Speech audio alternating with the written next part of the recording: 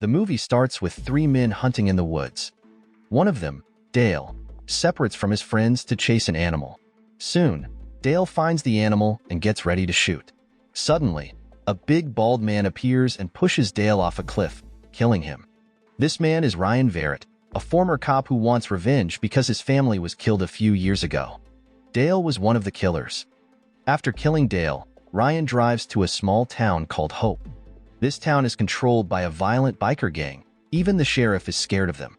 Ryan knows this but doesn't care and goes to the town anyway. In Hope, Ryan stops at a gas station to buy some things and ask where he can stay. The owner, Kirby, tells him about the only motel in town. The motel is run by a young woman named Darcy and has no visitors because people avoid coming to Hope. Darcy is surprised that Ryan dares to come to the town, but he says he has business there. Meanwhile, an FBI special agent named Frank is planning with his team to catch Dale, who is also a rapist.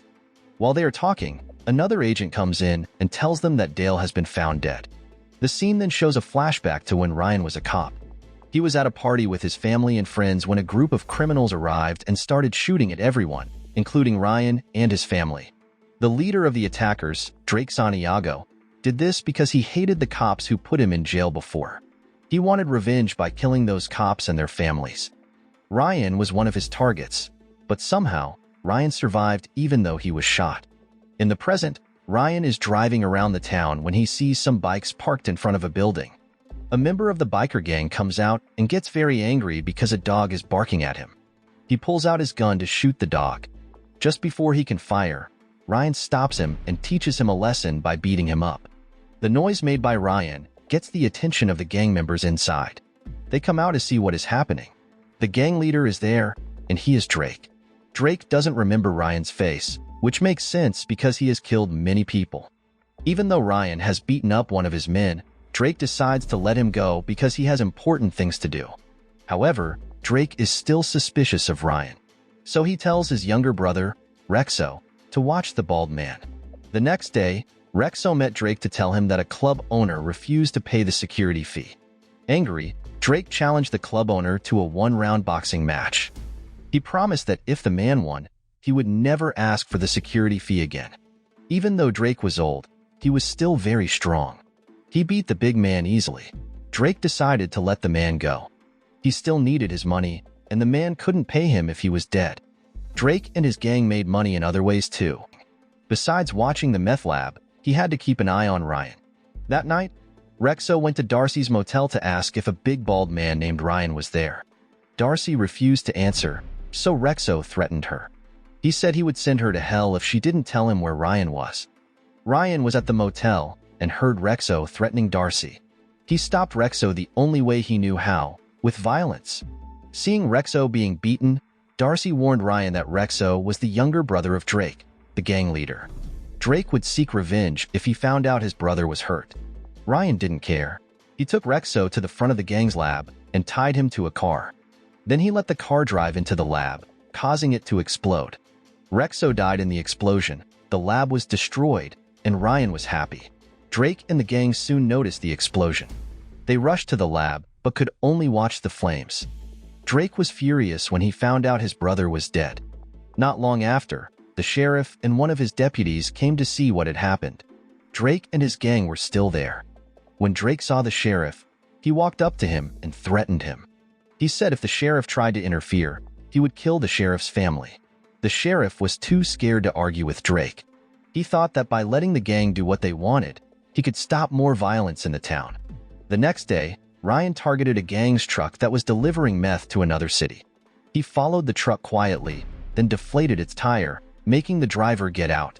When the driver got out, Ryan attacked him and smashed his head against the car door. Then, he blew up the truck. A gang member saw the explosion and reported it to Drake. Drake was very angry because the truck had a lot of meth, and he lost a lot of money. He wanted to find the person who did this. He suspected it was Ryan. To find out, Drake ordered his men to bring Kirby to their base. He asked Kirby to help him investigate Ryan and find out who he was. If Ryan was guilty, Drake would kill him. Kirby was scared and had no choice but to obey. That same day, Kirby started investigating Ryan. He checked Ryan's car parked near the motel, hoping to find information about him. While he was looking in the car, Ryan came out of the motel and caught him. Kirby, feeling nervous, invited Ryan to drink at his house, which was not far from the motel. But Ryan was not foolish. When they got to Kirby's house, Ryan asked why he had searched his car. Kirby admitted that Drake had ordered him to find out about Ryan. Just as Kirby finished talking, they heard a motorcycle stopping outside. It was one of Drake's men, Crab, who came to challenge Ryan. Their fight was short.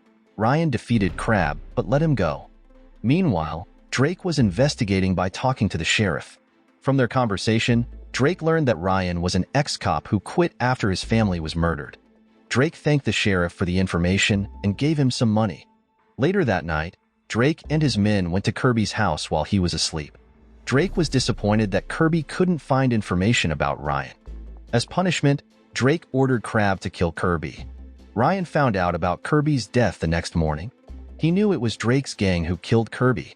So, without wasting time, Ryan went to one of Drake's clubs and beat up all the gang members there. After that, he kidnapped Crab and put him in his car's trunk.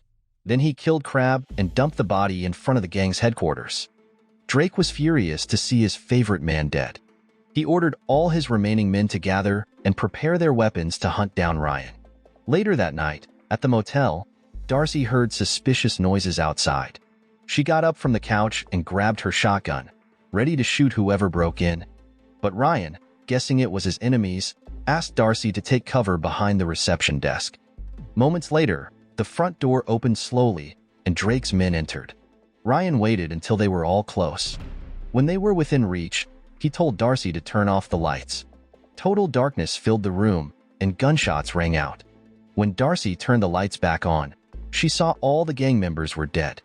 Amazingly, Ryan was unharmed. Ryan knew the place was unsafe, so he took Darcy away. Unfortunately, he didn't realize his enemies were waiting outside. They ambushed Ryan, beating him until he passed out. When Ryan woke up, he saw Drake. He and Darcy were taken to the gang's headquarters. Ryan's arms were tied to a chair, so he couldn't move. Drake said he would kill both Ryan and Darcy, but first, he would harm Darcy. Drake ordered one of his men to torture Ryan while he went to the back room. The tough guy started beating Ryan, enjoying it. But suddenly, Ryan untied the ropes on his arms and fought back, knocking out the tough guy. Ryan then looked for Darcy on the ship, which was the gang's base. He found Drake's men, who tried to fight him, but Ryan was too strong. After searching, Ryan found Darcy. She was tied up with her mouth covered in duct tape. He untied her, and they looked for a way off the ship. But Drake wouldn't let them escape. Ryan knew it was time for the final fight. He told Darcy to leave while he faced Drake. Before the fight, Drake said he remembered Ryan as the cop whose family he had killed. He thought Ryan was dead. After this, the duel between them began. The two fought fiercely, but Ryan was stronger and knocked Drake down. Just when Ryan thought he had won, Drake got back up and grabbed a knife, trying to attack Ryan from behind. Luckily, Agent Frank from the FBI arrived just in time and shot Drake dead before he could hurt Ryan. The FBI had come to hope to stop Drake's gang, who had been terrorizing the townspeople. Frank decided not to arrest Ryan because he believed the police still needed someone like him. Ryan then left the town, promising Frank they would meet again someday. At the end of the movie, Ryan is seen raiding a place and shooting at a group of people. These people are Drake's remaining friends who were involved in the murder of Ryan's family. Now, Ryan has come to kill them.